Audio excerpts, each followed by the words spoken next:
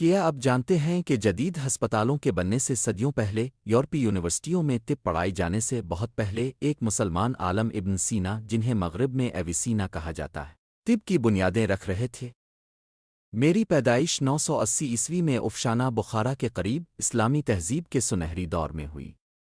بچپن سے ہی میرا شوق علم بے حد تھا۔ صرف 18 سال کی عمر میں نے فلسفہ، فلکیات، ریاضی اور طب میں مہارت حاصل کر لی تھی۔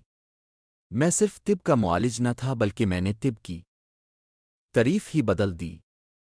میری سب سے بڑی تصنیف القانون فی الطب تھی، جسے دنیا کینن آف میڈیسن کے نام سے جانتی ہے۔ یہ محض ایک کتاب نہ تھی بلکہ شفا کا ایک جہان تھا۔ اس میں نے 700 سے زیادہ ادویات کا ذکر کیا، ان کی تیاری، ان کے اثرات اور ان کے محفوظ استعمال کے طریقے بتائے۔ میں نے متعدی بیماریوں کی وضاحت کی، یہ کہ وہ کس طرح ایک انسان سے دوسرے تک پھیلتی ہیں، یورپ کے جراثیم دریافت کرنے سے صدیوں پہلے۔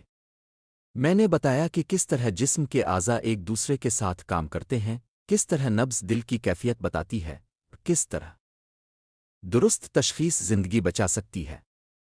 لیکن میں پہلا طبیب نہ تھا۔ یونانی اتباع بقراط اور جالینوس نے طب کی ابتدائی بنیادیں رکھی تھیں۔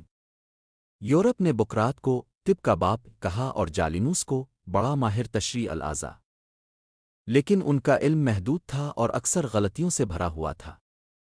جالینوس کا یہ ماننا تھا کہ خون جگر میں پیدا ہوتا ہے اور جسم اسے استعمال کر لیتا ہے۔